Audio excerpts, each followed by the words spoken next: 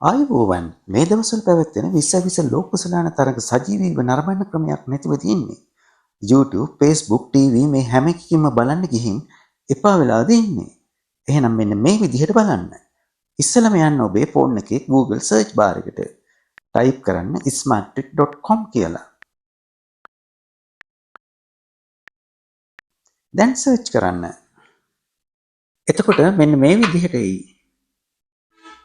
ඊට පස්සේ උඩින්ම තියෙන smarttrick.is කියන එකට ටච් කරන්න.